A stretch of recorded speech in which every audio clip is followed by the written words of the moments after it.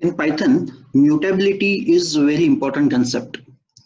So mutability is a property of any Python's data that describes its readiness to be freely changed during program execution. That means whether we can change the value of that data or that variable at runtime.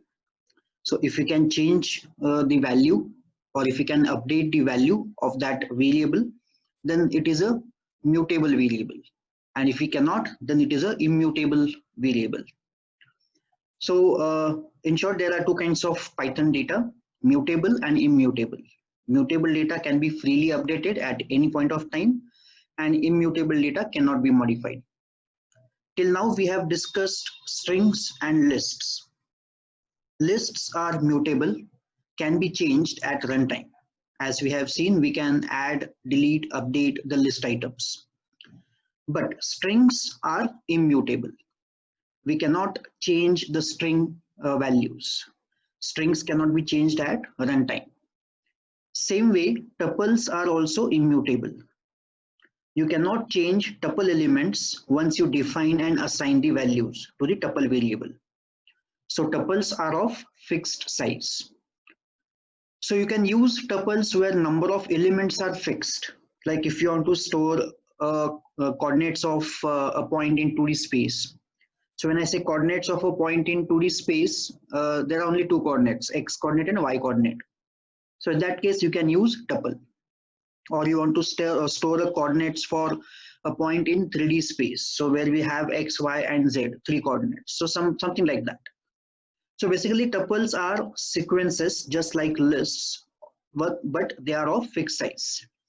The difference between tuples and lists are the tuples cannot be changed unlike lists, and tuples use parentheses, whereas list uses the brackets.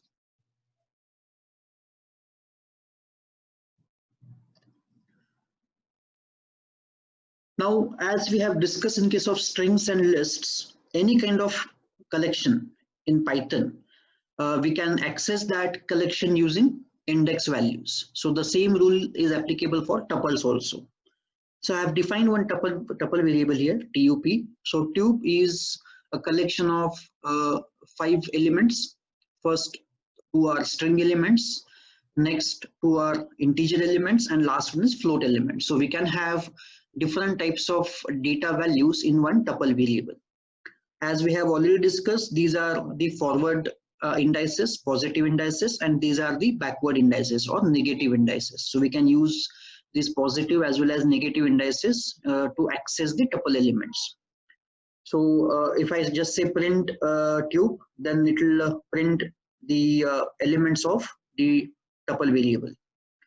And you can see now while declaring and defining the tuple variable, I am using parentheses, not square brackets. If I use square brackets, that becomes a list. But if I am using parentheses, that is a tuple. That means the elements now cannot be changed after this line of code. Once I define this tuple variable, now the elements are fixed. The values are fixed. It is immutable. So if I just say print tuple variable, then it will print all the elements of tuple variable in a parenthesis, in a round bracket, not in square bracket. If you print a list variable, it will print square bracket. Okay. Now, if you want to print specific element of the tuple variable, you can mention the index. So print tup of 0.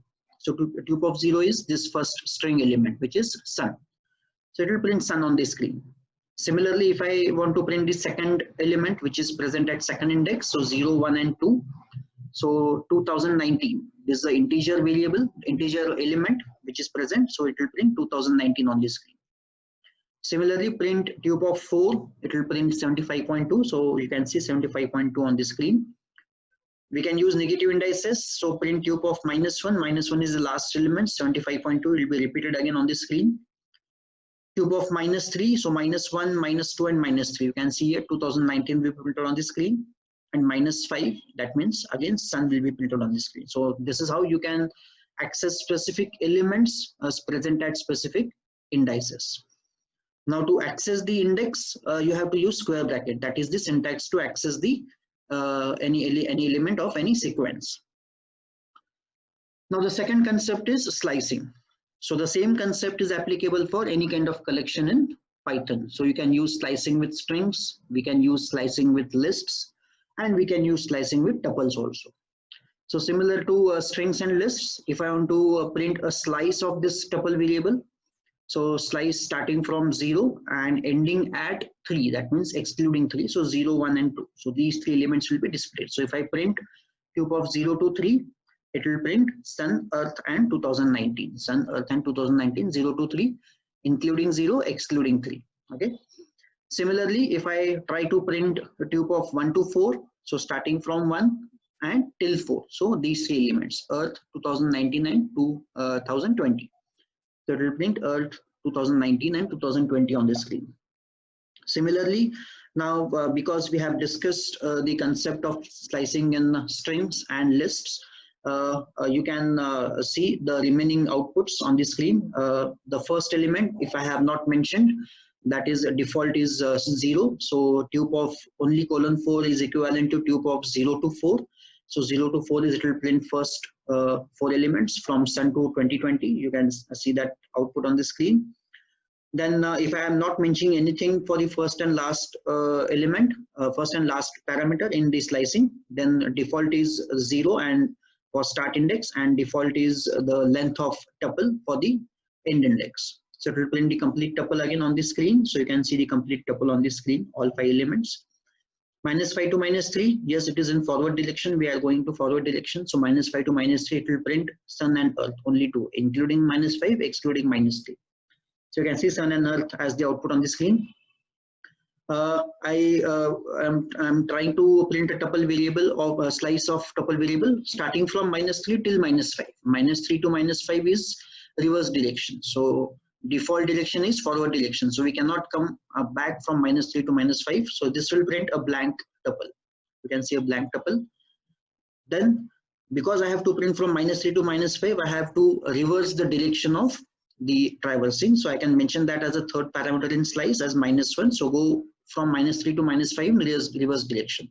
So including -3, excluding -5. So 2019 and earth. So these 2 elements will be printed. So 2019 is getting printed first, and then earth. You can see the direction has changed for print.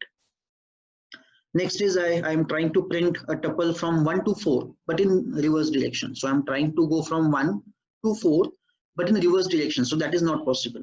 Okay. So it will print a blank tuple. It will print a blank tuple. And last is to print a reverse tuple. Just like strings and lists, don't mention anything for first and second parameter. If you just say -1, ::, -1, it will print the reverse tuple. So this is another way, this is one of the ways to print the reverse of the existing tuple. Look at this third code, how to print tuple elements. Either you can directly use print and then into bracket, you can mention the tuple variable. It will print the tuple variable on the screen. But if you want to print using a loop structure, you can do that. For I in, so you can use in operator here. So for I in, so I is a variable in tube. Now what is tube? Tube is a tuple variable. So when I say for I in tube, so I will take the value of each element in the tuple.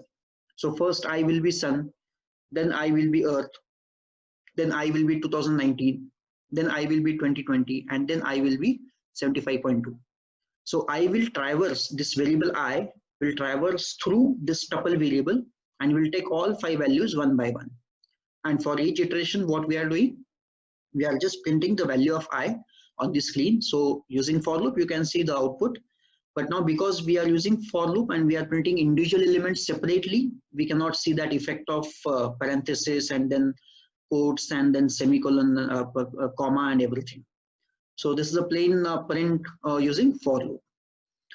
You can use a range function in the for loop to print the tuple elements. So instead of just saying for I in tube, if you want to print using the index values, you can say for I in, you can mention the range.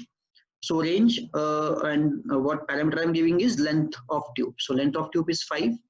So this length of tube will return 5. So range of 5 means it will go till 4, 0 to 4. Range of 5 is 0 to 4.